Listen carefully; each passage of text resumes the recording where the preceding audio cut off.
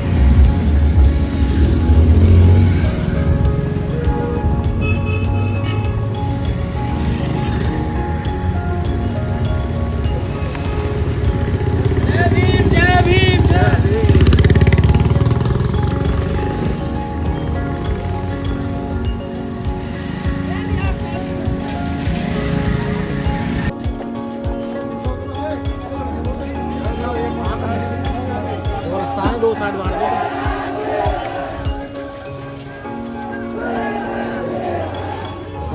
हम दिल्ली जिंदाबाद जिंदाबाद जिंदाबाद जिंदाबाद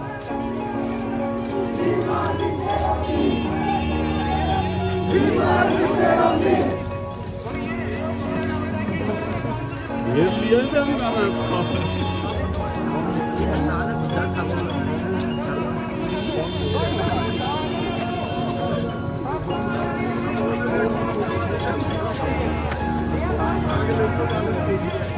गीत आएगी इस समय कितने यार मैं तो कहूँ साल अगर एक बार भैया ना घर तो कहीं ले जाओ एक गीत इस समय आएगी सब ज़्यादा ना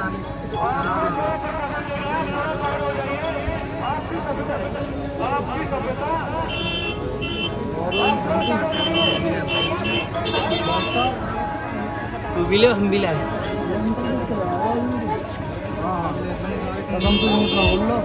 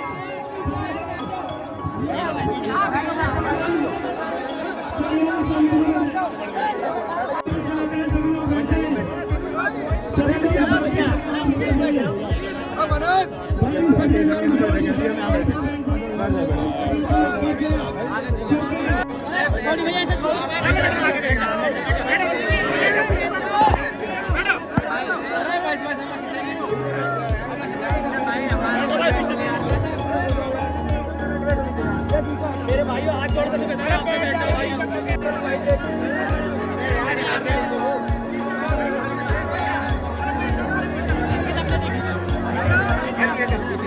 मेरे ऊपर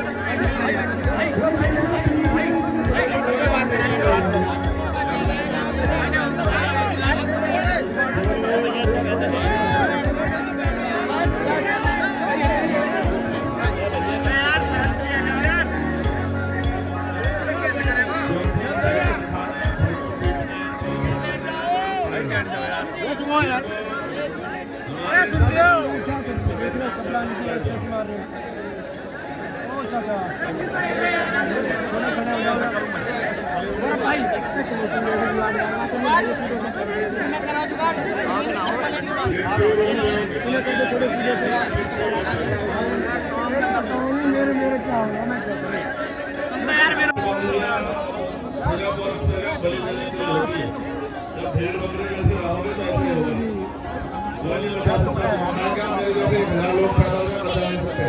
पहले इंसान बैठो आराम से लीजिए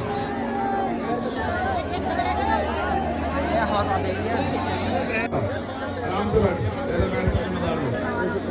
मैं ये सिग्नल के साथ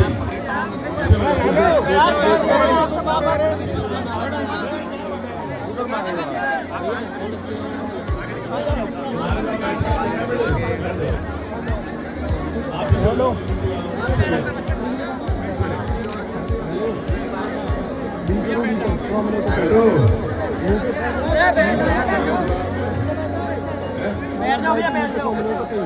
समझ नहीं आ रही यार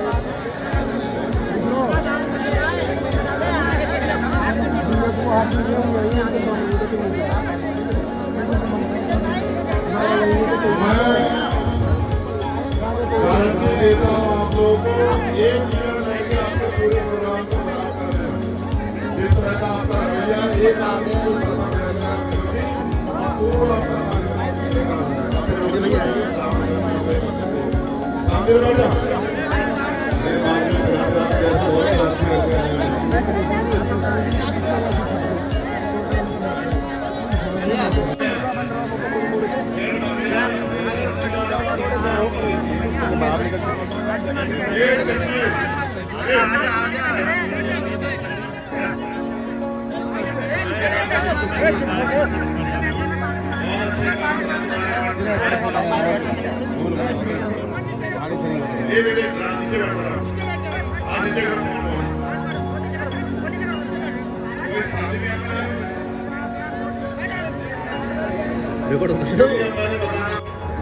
थोड़े पीछे हो जाओ, थोड़े पीछे बहुत जगह पीछे हो जाओ।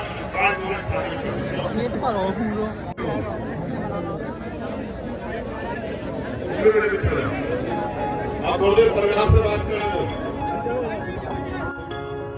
ठीक है? सही है हमारा, ठीक है। तो पेट्रोल आलती हुई जगह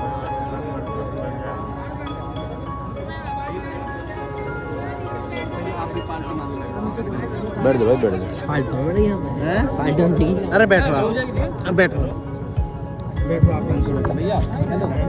अरे आप यार वैसे हो जाना थोड़ा। देखिए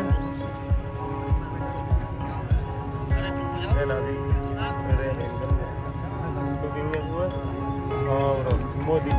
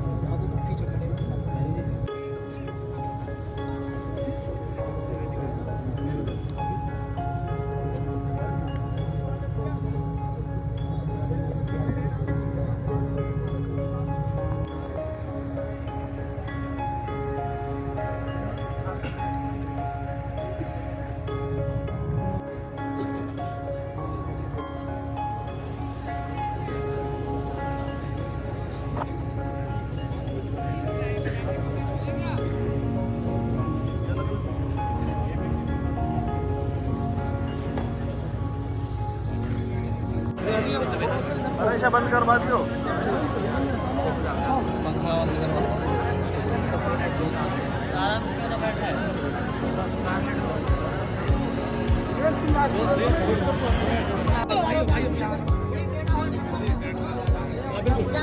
भैया नाराज हुआ ना, प्लीज आप थोड़ा सा हो जाओ।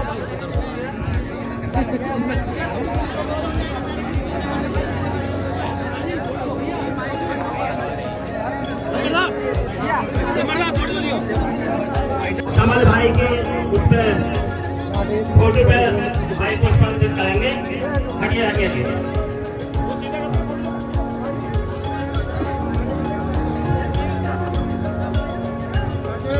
शांति शांति बनाए रखें। ये बैठे, ये हमारे परेशानी आ रही है, पीछे वालों को परेशानी हो रही है, उन्हें देख लें।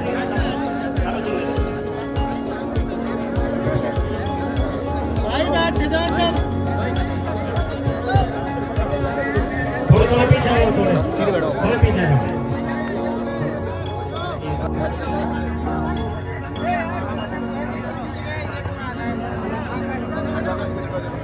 ये बचन भाई इधर बैठाओ जरा, इधर बैठाओ बैठाओ।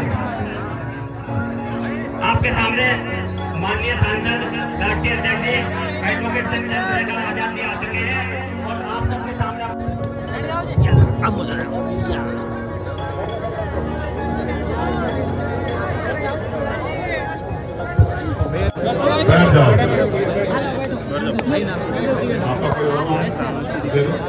आपका नंबर है? नंबर है? बैठ जाओ। मुझे भी ऐसा माहौल मिलना चाहिए कि मैं यह एहसास कर सकूं कि हमारे लोग हैं। बैठ जाओ।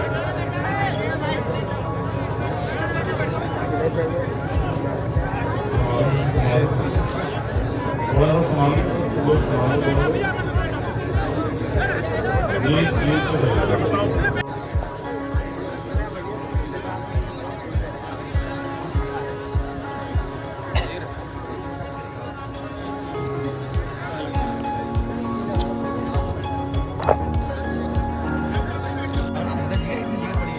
समझ सकता हूं कि यहाँ बैठने से कपड़े गीले हो जाएंगे, इसमें कोई दो राय नहीं।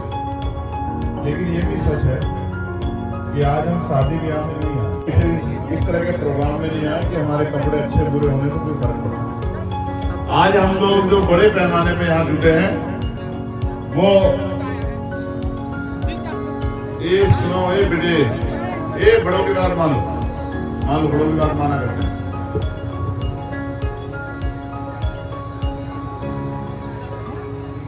ये बेटे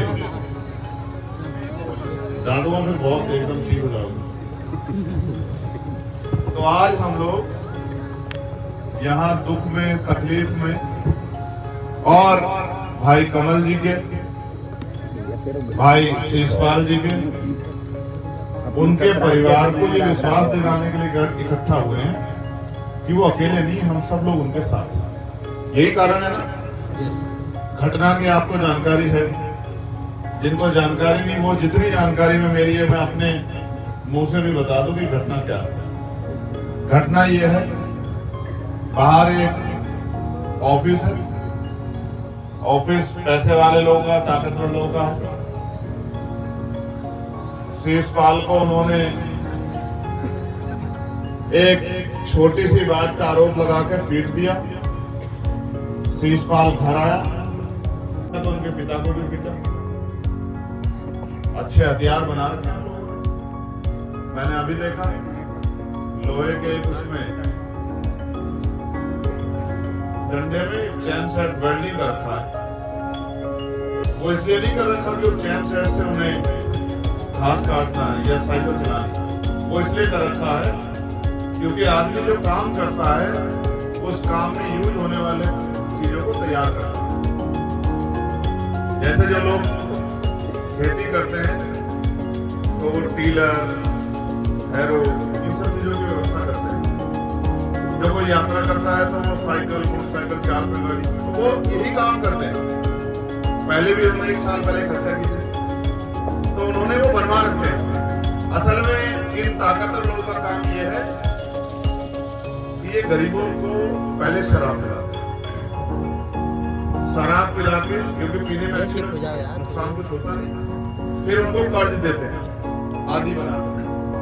फिर उस कर्ज से उगाई के नाम पर उनकी जमीनों को बहुत कम पैसों में उनसे छीन लेते हैं, अपने नाम करा लेते हैं। ये इस तरह पैसे वाला बनना चाहते हैं। ये एक प्रक्रिया है जिस प्रक्रिया पे काम कर रहे हैं। अब गरीब आदमी इसका उधार है, वो सोचता है कि ठीक है भाई चलो जान पड़े। अब ये क्रिमिनल लोग हैं तो ये भी सोचते हैं कि चलो कम से कम जमीन ही जा रही है, जान तो सलामत है, ऐसा नहीं तो क्रिमिनल लोग मारते हैं। तो ये खेल यहाँ चल रहा है। अब आप देखो उत्तर प्रदेश सरकार जो जीरो टॉलरेंस की बात करती है, मुख्यमंत्री बहुत बड़े बड़े दावे करते हैं, दूसरे स्टेटों में जाकर कहते हैं कि उत्तर प्रदेश जैसी कानून व्यवस्था होनी चाहिए। 1-2 घंटे पुलिस को फोन करने के बाद पुलिस यहाँ नहीं आती और बताया गया कि जेवर की पुलिस आ जाती है लेकिन रघुपुरा की पुलिस नहीं आती। फिर परिवार थाने चला जाता है तो 1 घंटे तक अगर कोई जानवर होता, गाय, बैल, बकरी, कुत्ता, तो शायद उसके जीवन बचाने के बारे में सोचा जाता, लेकिन 1 घंटे तक कमल का जो शरीर है, मुझे नहीं पता उस समय तक उसकी जान चली गई थी नहीं चली गई थी, लेकिन 1 घंटे तक वो थाने में पड़ा रहता है। पुलिस उसके बारे में नहीं सोचती, क्योंकि उत्तर प्रदेश में मैंने कहा दलितों की जान दाल से भी सस्ती हुई। फिर पुलिस उसको लेके जाती है, कहते हैं हम उसको हॉस्पिटल लेके जा रहे हैं, 2.5 घंटे तक किसी हॉस्पिटल नहीं पहुंचे। यानी कि सब मिला जुला के चाहते थे कि उसकी जान चली जाए। जब वो जिंदा ही नहीं रहेगा तो फिर वो क्या गवाही देगा, किसने गोली मारी, क्यों मारी। ये तो अच्छा हो कि हमारे लोगों ने वीडियो बना लिया और वीडियो में वो गोली चलाते दिख रहे हैं, उनकी पूरी टीम दिख रही है। अब इतनी बड़ी घटनाक्रम, ये ऐसा नहीं कि दिल्ली से, देश की राजधानी से 500-700 किलोमीटर दूर हो रही है गांव में, ये देश की राजधानी के जड़ में हो रही है। 50 किलोमीटर की दूरी नहीं है यहाँ से दिल्ली की। तो जब देश की राजधानी के बराबर 50 किलोमीटर परिधि के बराबर में बिल्कुल अगर दलितों के साथ खून की होली खेली जा रही है, तो हम लोगों को अपने अंदर झांक के देखना चाहिए कि हम कहां खड़े हैं आजाद भारत। क्या हमारी जिंदगी का कोई वैल्यू है? क्या हमें मरने से किसी को फर्क पड़ता है? और जब हमारे जीवन की इतनी वैल्यू नहीं कि जैसा मैंने कहा कि कुत्ता, बिल्ली, घोड़ा, गधा, गाय कोई भी होती तो शायद उसके जीवन बचाने के बारे में सोचा जाता, लेकिन कमल के बारे में नहीं सोचा गया। इसलिए मेरी चिंता और बढ़ जाती। जब मुझे 2-3 दिन पहले बताया, 3 दिन पहले 15 को, आज 19 है, मैं झारखंड में था, मुझे बताया गया, मैंने यहाँ के अधिकारियों से बात की, फिर मेरी परिवार के लोगों से बात की, मैंने इनको विश्वास दिलाया कि आप अकेला मत समझ। कल शाम प्रचार खत्म, रात में आने का मैंने कल ही इनको खबर भेजी थी कि मैं परसों आ जाऊँ। लेकिन ऐसा नहीं ना कि मैं फॉर्मेलिटी करने आ जाऊँ, आया मिलके 2 मिनट बैठ के चला गया, ऐसे क्या हो जाएगा? तो जरूर चली गई। मैं मंत्री बनना चाहता था, मैंने तो ये लड़ाई बहुजन समाज के लोगों के हितों की रक्षा के लिए शुरू की। और मैंने क्या नहीं साफ कहते, जेल 16 महीने मैंने खाई, मुकदमे मैंने झेले, लाठियां मैंने खाई, और जब उससे भी इनका दिल नहीं भरा तो मैंने उनको गोली चला दी। मेरी गोली में और कमल की गोली में 1 इंच का फर्क होगा मुश्किल से। उसको शायद पिस्टल से गोली लगी 315, उसका तमंचे से गोली शायद थोड़ी दूर से लगी, मेरी नजदीक से। अगर 1 इंच इधर होती तो आज कमल की जैसी तस्वीर आपके घरों में मिलेगी। कहना आसान है, कहना आसान है और लड़ना मुश्किल है। अपने लिए हर कोई जी सकता है। जब हम महापुरुषों के सम्मान के, उनके मिशन की बात करते हैं, तो फिर हमें उनकी जैसी जिंदगी जीनी पड़ती है। मैं आपको विश्वास दिला कहता हूं कि ये लड़ाई अभी शुरू हुई है और ये लड़ाई आखिरी लड़ाई हो, फिर किसी कमल को, शीशपाल को ना पीटा जाए, ना गोली चले, इसका इंतजाम हमें आज ही करना पड़ेगा। आज तो आप बिना बुलाए आए हो, आज आप बिना बुलाए आए हो, लेकिन अगर मैं आपसे कहूं कि 26 तारीख को आप इससे 10-20 संख्या में कमिश्नर कार्यालय आ जाओगे? नहीं, ऐसे नहीं। मुझे कई बार आपको बिठाना पड़ा, मैं इस बात से सहमत हूं। ऐसे नहीं, दोनों हाथ वाले बताओ, आ जाओगे? अभी भी तुम्हारी आवाज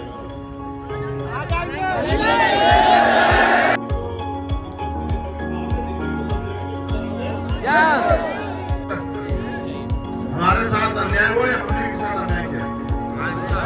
अन्याय हुआ ना, हमारे व्यक्ति को मारा गया ना जी। मैं ये नहीं कहता कि इसने मारा, किस जाति का, किस धर्म का है, कितना ताकतवर, कितना भी ताकतवर कानून किया कि अगर पुलिस ने जिम्मेदारी से काम किया तो उनमें से एक गुंडा नहीं मारा। मैं आपसे ये कहता हूँ, रोज के चक्कर में मत पड़ो, एक ही जिंदा है, सीख लो। किसी को सुई लगती है तो वो पूरा समाज हिम्मत जुटा लेता है कि सुई का जवाब हमें देना। मैं आपको ये नहीं कहता कि हिंसा का जवाब हिंसा से दो, लेकिन मैं आपको ये भी नहीं कहता कि सेल्फ डिफेंस करना बंद करो। आत्मरक्षा बहुत जरूरी है। ये तो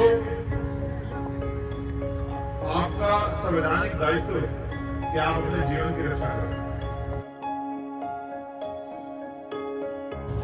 26 तारीख ठीक है, इसको आगे बढ़ाएं। संविधान दिवस है ना, संविधान की रक्षा कहाँ करोगे? घर में पढ़ोगे? घर में पढ़ के करोगे या मेरे साथ कार्यालय में? संविधान तो हमें जिंदा रहने का अधिकार देता नहीं देता है? मैं आपसे पूछना चाहता हूं, ऐसे थाना अध्यक्ष को जिसकी नजरों में हमारी जिंदगी की कीमत, ऐसे चौकी इंचार्ज जिसकी नजरों में हमारे जीवन की कीमत कुत्ते बिल्ली से भी कम है, क्या उसको इस थाने में रहना चाहिए? नहीं, जोर से बताओ।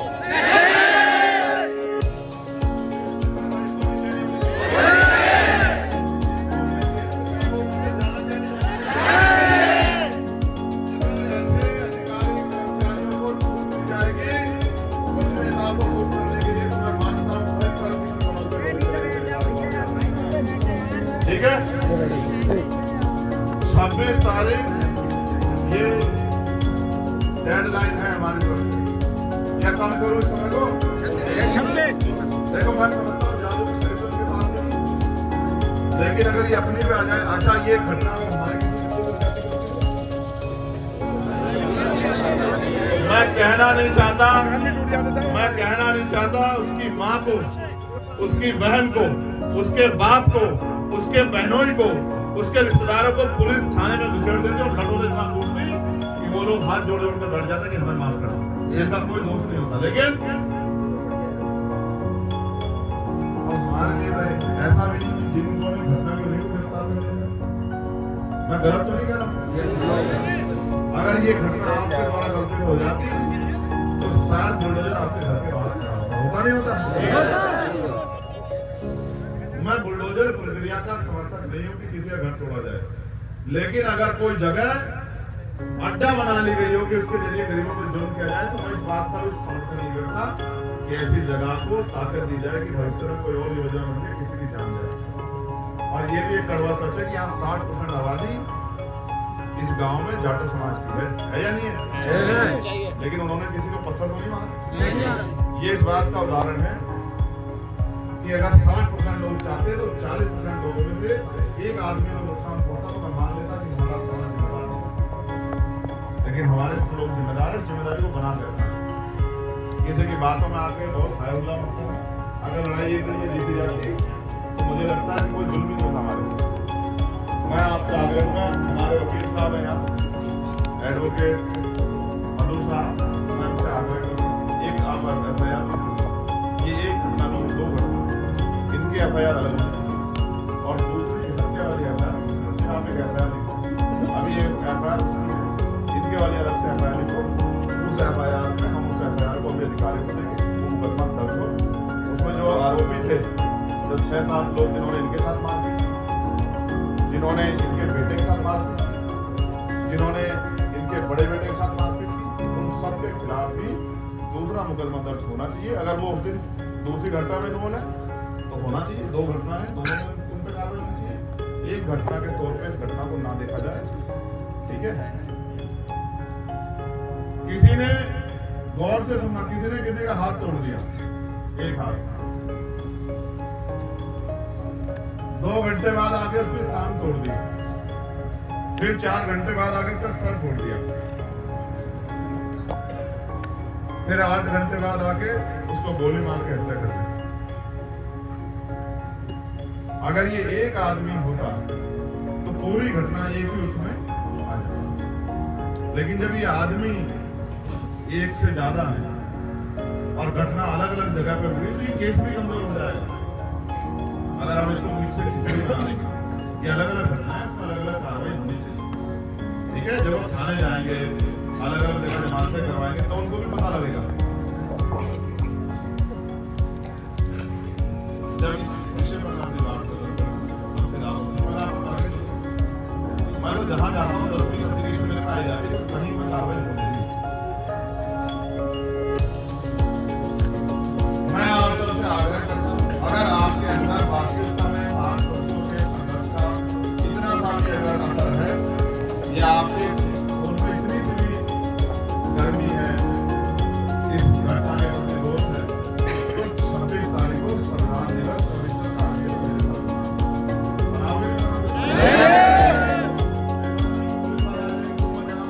तोड़ देना सारे दिन। अभी बता दो मुझे, फिर मैं अपनी तैयारी कहीं और से करूँ।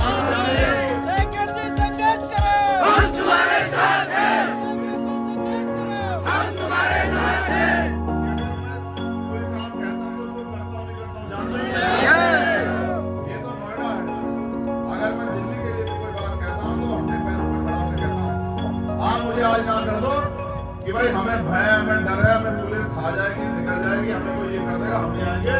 तो मैं वचन से कह रहा हूँ कि 1 लाख लोग आपसे बाहर निकलो। आप जानते हो नहीं जानते ताकत? यस ये आप ही की दी हुई ताकत है। यस आप तय कर लो, आप आओगे या मैं बाहर के लोगों को मिलता नहीं होता? आ जाओगे? अब मैं, हमारे सम्मानित अधिकारी भी सुन रहे हैं, मैंने उनसे आग्रह किया था वो मुझे बता दें क्या पुलिस प्रशासन हमारी बात को सुन रहा है, नहीं सुन रहा है, उन अधिकारियों पे कार्रवाई हो रही है, नहीं हो रही है, नहीं हो रही है तो हम यही बैठे, हम नहीं जा रहे कहीं अभियान। जब उन पर कार्रवाई हो जाएगी और इसकी जानकारी हमें हो जाएगी, उसकी पुख्ता रिपोर्ट हम पे होगी, तभी हम यहाँ से जगह छोड़ेंगे, वरना धरना आज से शुरू हो जाएगा। मेरी बात को आप याद रखना। मेरे पे कोई काम नहीं है, मेरे ये बहुजन समाज की सेवा के अलावा मेरे पे कोई काम नहीं है, कोई काम नहीं है मेरे पास के अलावा। मेरी कोई जमीन नहीं, पैसे होती है, खेती की दिक्कत हो, मेरी कोई फैक्ट्री नहीं है, मेरा कोई उद्योग धंधा नहीं। मैं तो मुझे तो यही है मेरे पे काम। मैं अधिकारियों से, सम्मानित अधिकारियों से कहूंगा कि वो बात कर लें और बैठ जाओ। आप जो इस आंदोलन में हमारे साथ हैं यहाँ, वो बैठ जाओ, कोई खड़ा ना रहे। जो खड़ा रहेगा उससे फिर मैं नाराजगी जाहिर करूंगा।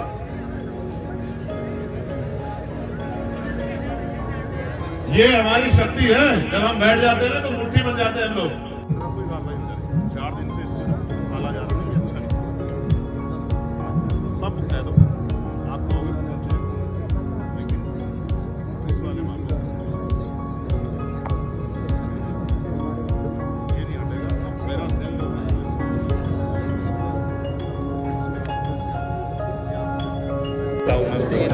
ना वही बैठा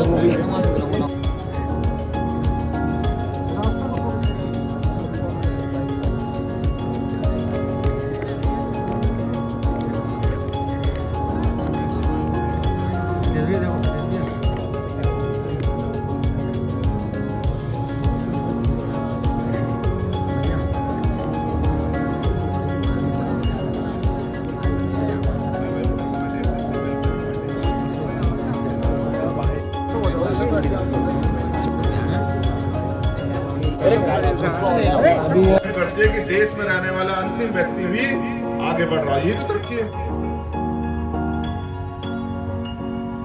जब राष्ट्र का हर एक व्यक्ति सुख सुविधा प्राप्त करेगा, इज्जत की जिंदगी जिएगा, जब सबको सम्मान के अवसर मिलेंगे, बराबर अवसर मिलेंगे, तभी जाके तो राष्ट्र आगे बढ़ेगा।